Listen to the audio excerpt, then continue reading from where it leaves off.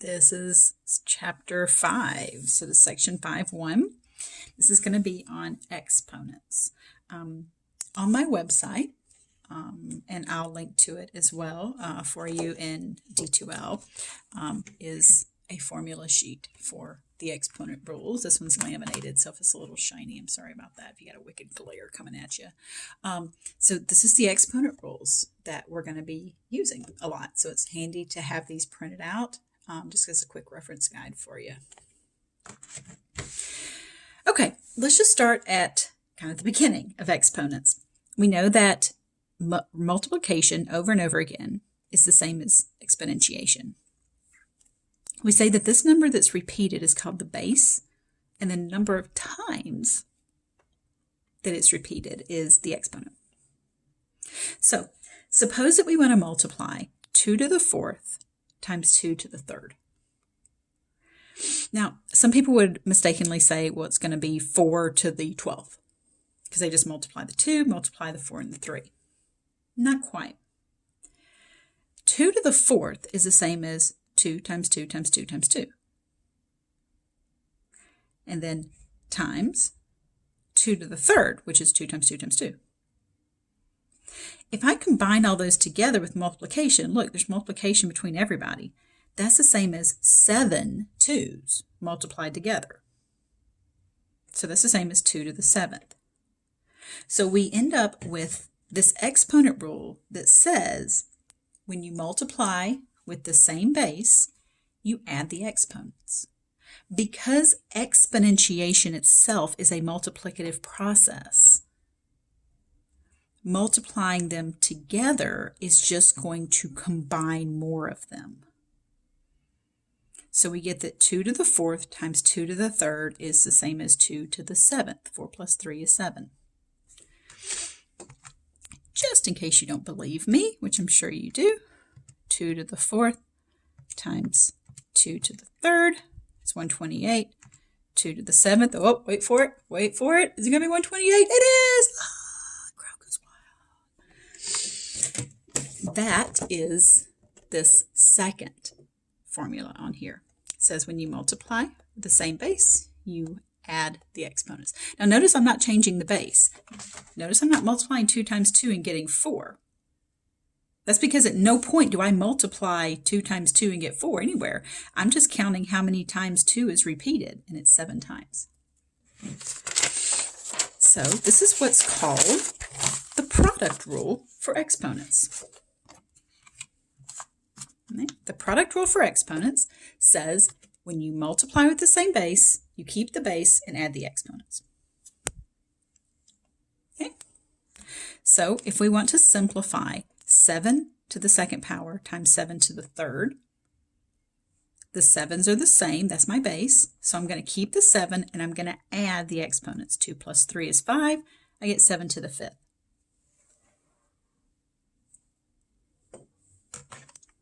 Now you didn't really have to use exponent laws on this one. Because there's no variables, that's really where you're going to want to use the exponent laws. Because there's really no variables to this, you could have just busted out the calculator and done 7 squared times 7 cubed and be fine. That's what I would have done. I wouldn't have bothered with all that. So speaking of variables, here you go. X to the 3rd times x to the 5th. That's the same thing as x times x times x, and then x times x times x times x times x.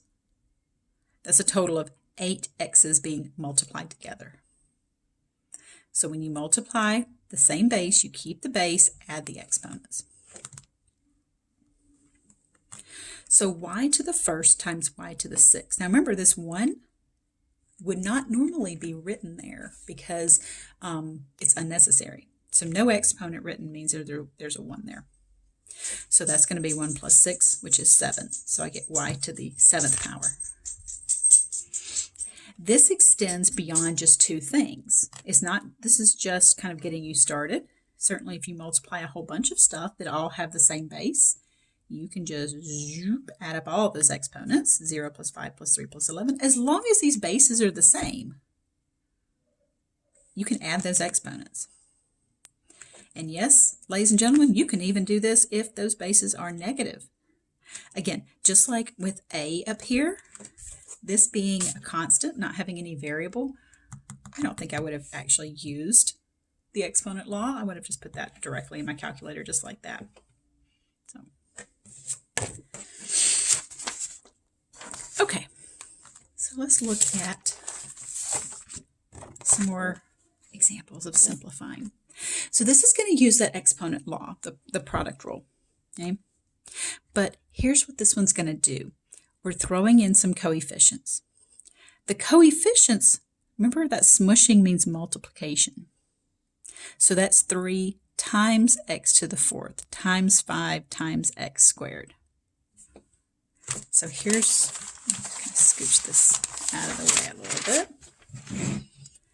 So we have 3x to the 4th times 5x squared.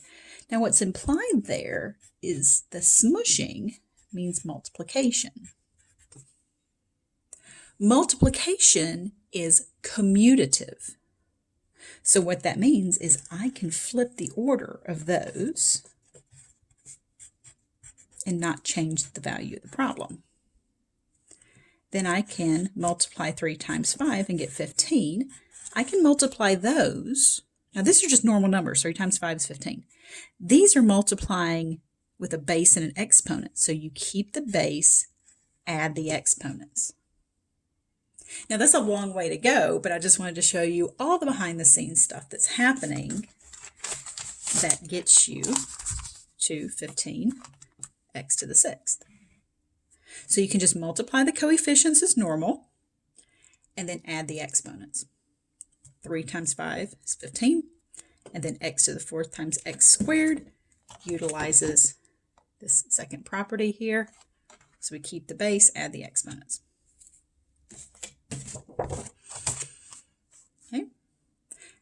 This is a good opportunity to pause the video and see if you can do this one. This one's a little bit tougher than the last one, but the same general principle applies. All right, so just like last time, we're going to multiply those coefficients together as normal. Okay, don't add those. Those are just normal numbers. -2 times 8. They're not exponents. So I kind of rewrote this a little bit just to group together some of my like stuff, right? So I got the -2 times 8, and then I grouped my x's together and I grouped my y's together. You don't have to rewrite it like this. I just wanted to do this in the beginning just so you can kind of see what I'm doing. So I multiply the coefficients, I get -16. The x's have the same base, so I keep that base, the x, and add the exponents. The y's have the same base. Now look, that y didn't have an exponent on it, so that means it's a 1. And then we have this y up here, which is a y squared, so 1 plus 2 is 3. Now, you cannot simplify these. You can't say, oh, that's going to be xy to the 8th. They have different bases. So our product rule says that you can combine these things as long as they have the same base. Should be bases. All right, pause the video. See if you can multiply that one out. Remember, you're going to multiply the coefficients, and then you're going to add the exponents on any of the things that have the same bases. All right, once again, I rewrote it so that I could group those similar things together. They're not like terms, that's why I'm not calling them like terms. So I grouped my coefficients together, I grouped my x's together, and this little y out here, oh, he's all by himself. That's okay. You can come to a little y. So we get positive 21 for the coefficients. The x's have the same base, so I can add their exponents. This little guy, oh, sad little y cubed, he doesn't have anybody to combine with, but that's cool. He's along for the ride too. We'll let you tag along. Remember, these aren't the same base, so you can't combine those. So all of this was utilizing that product rule, okay? That second rule here that says a to the m times a to the n is a to the m plus n. An extension of this second rule is going to be the third one. So if you multiply with the same base, you add the exponents. So it stands to reason that if you then divide with the same base, you subtract the exponents.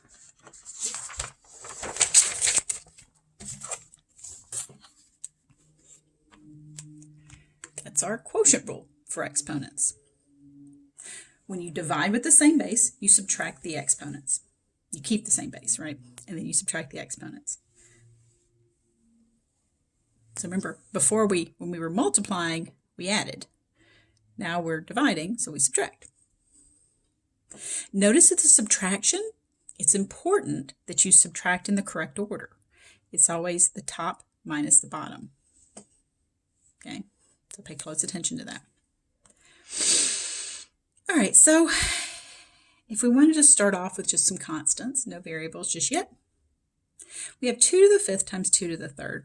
Now, if I were to write this out in gory detail, I would have 5 2's multiplied together. That's 2 to the 5th. 2 to the 3rd would be 3 2's multiplied together.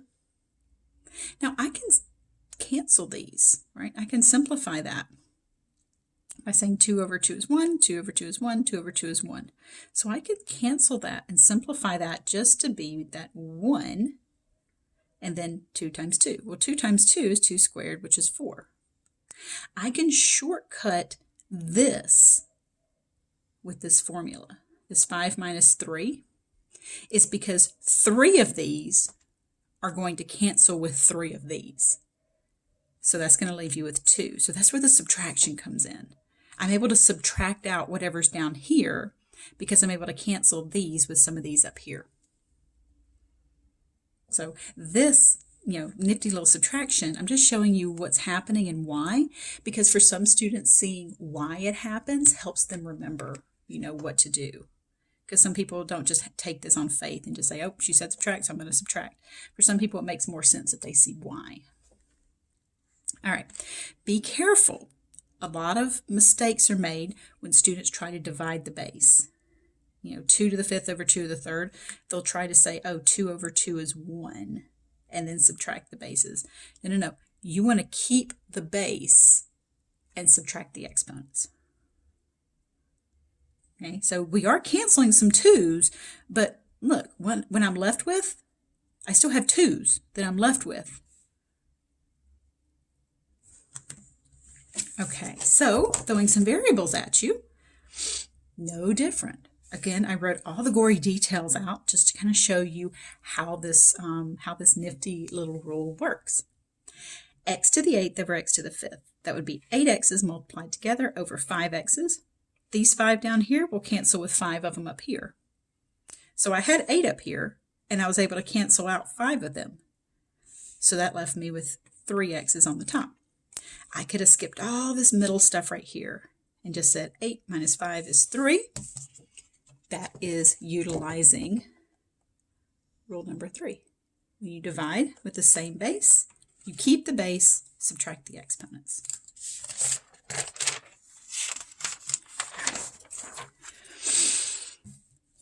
M to the 6th over m to the 5th. They have the same base, m, so you just subtract the exponents, right? Top minus bottom. 6 minus 5 is 1. Now remember, Hawks does not like unnecessary ones. So if you try to put m to the 1, Hawks is going to tell you your answer is not simplified. So you want to write that as just m. So if you have a 1 exponent, don't write it. All right, this one's interesting. Z to the 10th over z to the 10th. In case you're wondering, for me, whenever I write a z, I always put a line through it because otherwise my z's and my 2's look a lot alike. So in case you're wondering why I have a weird little line through it, that's just me. So we have z to the 10th over z to the 10th. Well, same base, subtract the exponents, you get z to the 0. So that 0 power is going to be 1. Now we've discussed this before, back in chapter 1, I think it was. But I did put it right up here in your formula sheet that as long as the base is not 0, that anything to the 0 power is 1. So it's really any non-zero number to the 0 power is 1. You won't have to worry about these being 0. So if you see a 0 power, you can just go ahead and put 1. So that's, so you can kind of tell that I'm putting these rules that are on that formula sheet for you. I'm kind of trying to bold them so you can find them easily in the notes. And I did this earlier. That 2 to the 0 is 1, 3 to the 0 is 1. You can do this on your calculator. You can do 2 raised to the 0 power, 4 raised to the 0 power, 412 raised to the 0 power. It's all 1. So what I chose to do over here was just throw in a little extra example, just some little side stuff, what I called it. If you were to take 2 to the 0 times 2 to the first, 2 to the 0 is the same thing as 1. 2 to the first is the same thing as 2. So 1 times 2 is just 2. If you tackled this from the exponent rule perspective and said, oh, well, I'm multiplying with the same base, so I keep the base, I add the exponents. You get 2 to the first is 2. That's because in the past students have asked me, if you encounter one like this, do you have to use the exponent rules? Not always. Sometimes you can just simplify them in a different way and end up at the same answer. So just in case you were wondering about that.